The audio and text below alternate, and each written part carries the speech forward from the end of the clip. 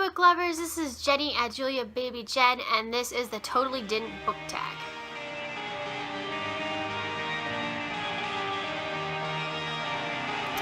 Okay, so I'm going to do a little bit of controversial book tag. I don't do these very often, but this one seemed kind of fun, and I'm not taking it super seriously. Please don't take it seriously either. This is all supposed to be fun. If I diss one of your favorite books, I apologize. I must mention that some of these books that are on my list, I actually do really like. There's just an element of them that fit this tag really well, so that's why I picked them. If I can find the original video, I can't remember who did it, I will leave that link below. Number 1 is a book that totally did not need a sequel. And for that, I picked Blood Red Road by Mariah Young. This is the first in a trilogy. This was out a long time ago. One of the very first dystopian trilogies that came out. And I absolutely loved this book. I thought this book was amazing. I haven't reread it for a long time. It's very unique and very different, completely different writing. But I love this book. Now, the second book was nothing compared to the first. I don't want to say it sucked, but it wasn't very good. I didn't love it at all. The third book was better, but I still feel like they could have just written this one book and tied it all up and done a standalone, and we would have been just fine. So yeah, this just did not need a sequel at all. Number 2 is a book that totally did not need more than one point of view. And I think everybody has picked this, and that is Allegiant by Veronica Roth. This one had For's point of view in here as well, which I think was totally unnecessary. I think she could have just done, okay, this might have a few spoilers right here, so if you've not read Allegiant and don't want to be spoiled, although I don't know by now how you couldn't have been spoiled by this, stop watching for a minute, or skip ahead. But after Triss dies, I know we get For's point of view to realize it just got so gloomy. Number 1, I don't think his point of view was very good. It wasn't very standout. It didn't feel like a different point of view. And it just got so gloomy because he's so heartbroken. And I really wish she just would have tied it up by switching over to a third-person narrative, got rid of the one-person narrative, and just basically told what happened after Triss died. I just don't think it was necessary to have For's point of view. I think it just made us so depressed by the end of the book. So yeah, I picked Allegiant for that. 3, a book cover or a book series that totally didn't need to have a cover change midway through the series. There's so many of these. And it was really hard for me to pick this because sometimes I like the cover changes. And this is one where I'm just kind of conflicted. And that is the Immortal Rules. It's actually the Blood of Eden, I think, trilogy by Julie Kagawa. And okay, so when I first saw this book, I was kind of turned off by the blood factor, but after I read it and understand this book, and actually the cover is very textured and everything, and I kind of like the cover, actually. I think it really represents the book well. It's dark, and, you know, her crying blood is really important, so I feel like it was a decent cover. Then they switched it to these covers, which aren't bad covers. I just don't feel like they represent the series well at all. And in some ways I do like them better than the original because I'm not big on girls' faces on covers a lot of the time. This one I think is okay, but I just don't feel like they're very representative of the books. I mean, they look like a light, happy thing now, you know. They're really cool covers, but this is a dark series, and it's like they were trying to sell it like this happy, fun, romantic, paranormal book, and that's not what it is at all. It's very dark. So, I don't know. I just don't think they needed to.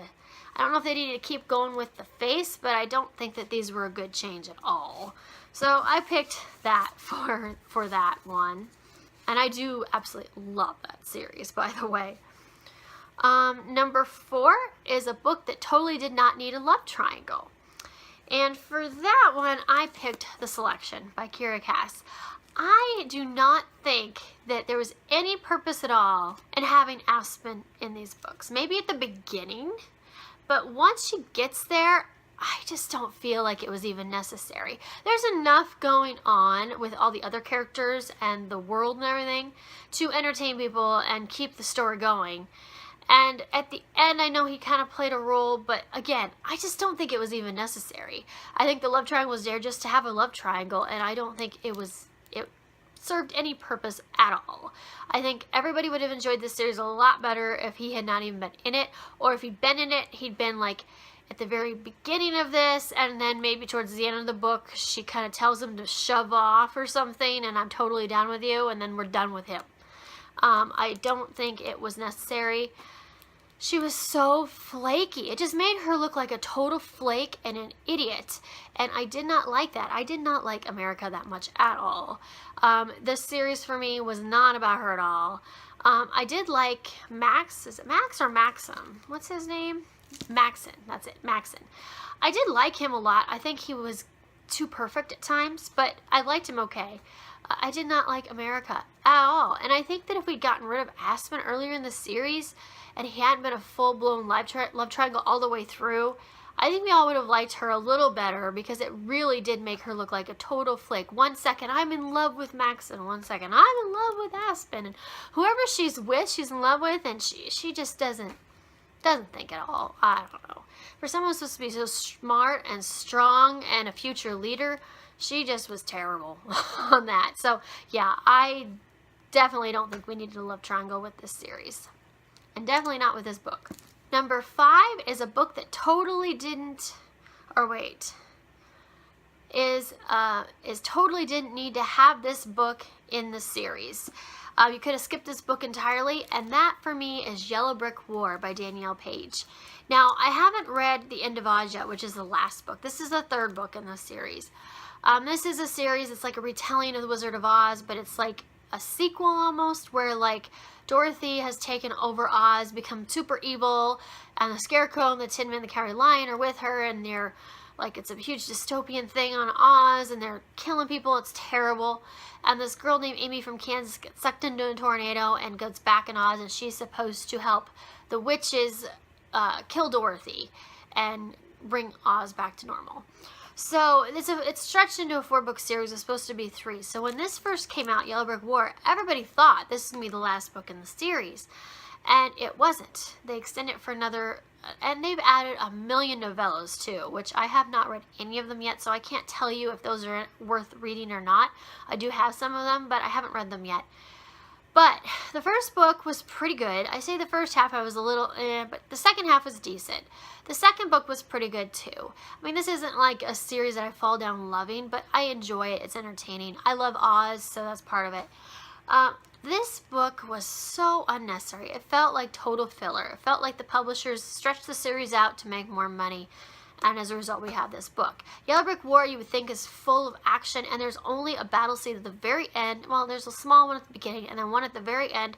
The rest of it, I mean, there's some cool stuff that's happening, but it's just, I feel like it could have been either put in the second book or put in the last book, depending on, after I read The End of Oz, I'll know for sure. But the way I feel right now is this was totally unnecessary. So it's a cool cover, cool concept, but it just was not well done at all, in my opinion. Number 6 is a book that totally did not need a cliffhanger. That was kind of hard, because sometimes the cliffhanger is kind of a cool part of the book. Like, even though I'm like, having to wait a year for the sequel, it's really kind of a neat it's kind of a cool, like, plot twist or something happens, you know. So I couldn't really, because the first one I thought of was Delirium by Lauren Oliver, but the twist is really good on that. So I don't really want to pick that. So I ended up going with The Human by Carrie Taylor. This is the second book in the Eden trilogy. There's a huge twist at the end of this, and then it just stops, and we have to wait for the next book. Luckily, when I read this series, they were all out, so I didn't have to wait. But I didn't like the way that the cliffhanger was in this at all. I just didn't think it was necessary. I should mention, I love this series. Number 7 is a book that totally needed more than one point of view, and I couldn't think of one. I seriously could not think of one for that. I don't know why. So I'm kind of skipping that one, actually. So I guess if you have suggestions, let me know, but I just blanked on that. Number 8 is a book that did not need that much hype. That totally didn't need that much hype. I'm saying these totally wrong, sorry. And for that one, I actually have 2. First, I have Me Before You. And then I have The Girl on the Train. Now, part of the hype was because they were made into movies. And I liked these books. I rated both of them at 4 stars. But I don't think they deserve the hype that they got at all. The Girl on the Train was pretty good, but I've read much better twists and mysteries before. It was kind of depressing in a lot of ways. Me Before You had a really big twist to it. I am so conflicted over this book. When maybe I rated it 3 stars. I can't remember. When I read it, I was furious at the ending. I did not like the ending to this. And after a while, I felt a little better about it. And then I watched the movie, and then I actually understood a little bit more. Like, that movie actually, I think, in some ways is better than the book. But there's a lot of problems with this book and the movie, and it's okay. But I think for a romance, it's not that wonderful. I mean, I think the actual writing and the twist is kind of cool, but looking at it as an objective way, but as a romance, this book kind of sucks.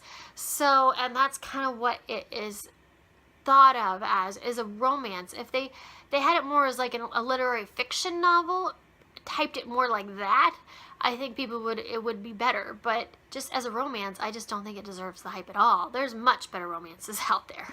So yeah, that's my number 8 books. Number 9 is a book that totally didn't need a relative book reference. So a book that was like compared to another book and totally didn't even need that. And this one was really hard for me. First of all, a lot of books that are compared to like the Hunger Games, if you love the Hunger Games, are like this. A lot of them, sometimes I'm just like, not so much. I mean, anytime it's a dystopian, it seemed like they use that. Sometimes I think so, but there's just a few like that. Or if you love Twilight, you'll love this. So if it's vampires, you'll like this. I mean, there's some general things like that. But the book that I went with for this is A Court of Thorn and Roses by Sarah J. Maas, which I absolutely adore this book. Don't get me wrong. This book is wonderful. But I read it, and then after I read it, I kept getting heard that it was a Beauty and the Beast retelling. So not really compared to, I guess, necessarily, but a retelling of Beauty and the Beast. So kind of a relative book reference in that way. And I don't really think so. I mean, there's some things I can see. It's very loose retelling, if you want to call it that. But I honestly think it stands on its own merit as just a wonderful fantasy about fairies and fae. I don't think you need any of that book reference. I don't think you need the Beauty and the Beast thing. I don't think any of that's necessary.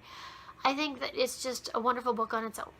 Number 10 is a book that totally didn't deserve my time. And this is the series that I have a love-hate relationship with. And that is the House of Night series by PC and Kristen Cast, who are mother and daughter. They wrote this series. It's about vampires. I don't remember even when the first one was published. It was one of the first YA series I read. This came out in 2007 is when this was first published. And I don't know if there was there 13 or 14 books? It finally ended. But they got to the point, like the first 4 or 5 books were pretty good. I had issues with a lot of stuff in them, but they were kind of addictive. They actually remind me a lot as far as, the story is very different, but they remind me a lot of the Royals, Paper Princess series by Erin Watt, where it's kind of trashy, but you're so addicted to it. And I think a lot of people who love the series would tell you the same thing. It has a lot of issues, but you just couldn't help reading. It was a very compulsive reading, and they're quick reads, and they are kind of fun. But then it just kept stringing on, and like each book became so formula, and like nothing really happened through much of the book until the very end, and then we had a cliffhanger, and then you had to wait a year for the next book. And it just drove me nuts. I did keep reading it all the way through because I want to know what happened, but I have not finished this series. I got through Hidden was the last one I think I read, or was there one after that I read? I can't remember. I think there was one more after that I read I got from the library. I stopped buying them. But I haven't read the very last book in the series. That's the thing. I have not read the very last book, and it's been so long. I thought at some point I would just reread the whole series again, finish the series, and then get rid of these books and be done with them forever. But I haven't worked up the want to really do it yet. One of these days when I'm feeling kind of bored, I'll sit down and start reading these again. But I feel like the time I spent on this series was kind of wasted, because I feel like I could have skipped this series and been perfectly happy. But now that I'm into it and I invested somewhat into Zoe and her friends, I gotta find out what's gonna happen, even though it's just stupid. I mean, it really is kind of a stupid series. If you have never read House of Night, I do not recommend it at all. This sounds terrible for me to trash this series like this, because I actually do kind of love it, but it's a love-hate thing, and it's not like, I don't know, I rated the books around 3.5, 4 stars, I guess, for the most part. Towards the end, I started rating more like 3 stars. I'm just so addicted to it, and it's one of those that I think that it's better if you just do not get addicted. You can skip it completely. It's so long. They're quick reads, but it's really not even worth it. So if you haven't read these, I do not recommend to. So this is the book series that has totally wasted my time. And I don't say that about many books. Even books I don't really like that much, I rarely feel that way. But I do feel that way about this series. And that is my Totally Didn't book tag. Leave me comments below on what your Totally Didn'ts are. If you did this tag, leave a link to your video so I can go watch it. I'm not going to tag anybody. If you want to do this, go right ahead and do it. I would love to see your Totally Didn'ts book tag. I hope everyone has a good day. I will talk to you later. Bye.